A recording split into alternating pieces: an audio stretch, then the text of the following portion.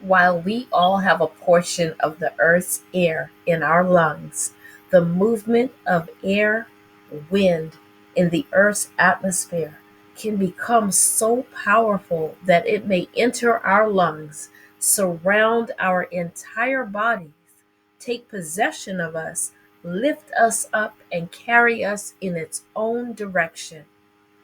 Our ancestresses and ancestors were shown that as part of creation, we are all under the influence of the spirits of the goddesses and gods as they move throughout all of creation. In Afu Raka and Afu Ra'et Ka'et, the movement of the goddesses and gods became so powerful with respect to us that their spirits entered our bodies, surrounded us, took possession of us, and guided us in their own direction. They possessed us during rituals of song, dance, prayer, marriage, copulation, conception. They empowered us and communicated the divine order of Amen and Amenet into us. With these forces of divine order expressing themselves through our fathers, mothers, children, functioning in our blood, our families, our ancestresses and ancestors were guided to order their family relations, their social relations, their creative development, their invention, their dance, their song, their sexual relations, their practice of medicine, their methods of food production, their rituals, their civilizations, the entirety of their lives. They were guided to order after the divine order by drawing on the divine spirits operating within them and around them. Our ancestresses and ancestors realized the nature of their kinship to one another, to plant life, animal life, mineral life, our earth mother, planets, sun, moon, stars, the spirits functioning through nature, the goddesses and gods. Our families thus fashioned a way of living reflecting the divine presence at the center of their life activities. We, as Afu Rakanu and Afu Right Kite Newt, are descendant of these ancestresses and ancestors whose blood was altered by the infusion of the spirits of the goddesses and gods into our families. This uniquely altered blood is transmitted to us and by us today, wherever we are on earth. And with it is transmitted the culture, the way of living, embracing divine order. Yet there were those who left Afu Raka and Afu Ra'et Ka'et before the goddesses and gods entered the families of our ancestresses and ancestors. In very small numbers, they moved away from the families and settled in their new locations. These groups would become what are now the groups referred to as non-Afro-Rakanu and non-Afro-Kite those who rejected the life culture of law and preferred a culture dominated by lust are those who were initially forced out of our families. They would move away and settle in new locations. Yet, most who were forced out of our families would, with time, recognize the error of living a life dominated by lust, disorder.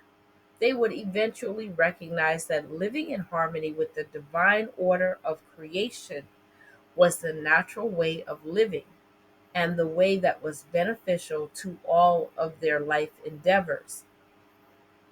Those who would recognize this would make amends to the ancestresses and ancestors, to the goddesses and gods, to the Supreme Being.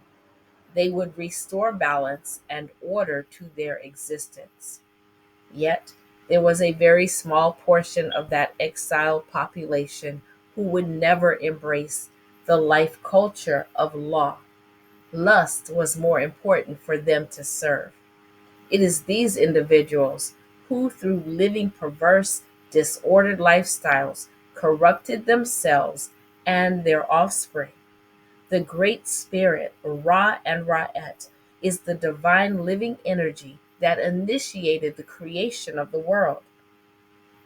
Within all of us is a portion of that life creating energy. When we engage in sexual activity, this energy is aroused and is responsible for the creation of a new life, a child. This creation is an expression of divine order. Those who would arouse this divine creative energy within themselves to serve lust, disorder, were living in direct conflict with their own existence, with the nature of creation, and with divine order. They were in direct violation of their function in creation and were thus self destructive. These individuals who chose to serve lust, disorder, engaging in incest and homosexual activity, disexual activity, they who rationalized their lust dominated lifestyle are they who corrupted themselves and their offspring. It is they who had no respect for themselves, for the supreme being, the goddesses and gods, the nature spirits, the ancestresses and ancestors, the divine order of creation.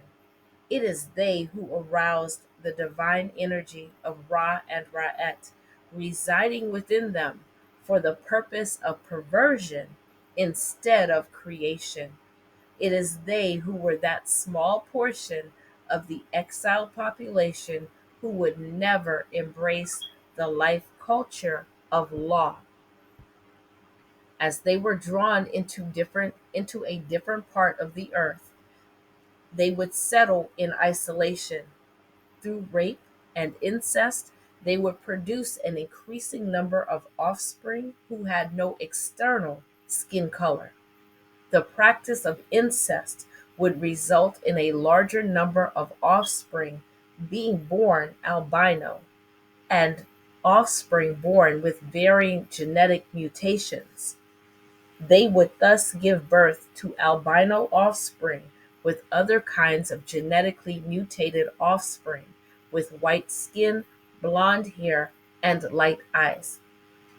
The incestuous and homosexual disexual practices amongst the albino offspring, as well as the non albino offspring, would eventually produce a group of people who not only had lost their external dark pigmentation, but the internal pigmentation was also greatly reduced. Their creative energy was aroused and used in a perverse manner, and the result of their perversion was reflected in their corrupted offspring. Their physical isolation in a colder climate, as well as their spiritual isolation from the order in nature, would set in motion structural changes in bones, hair, physiology. This is the origin of the white groups and their offspring who live today.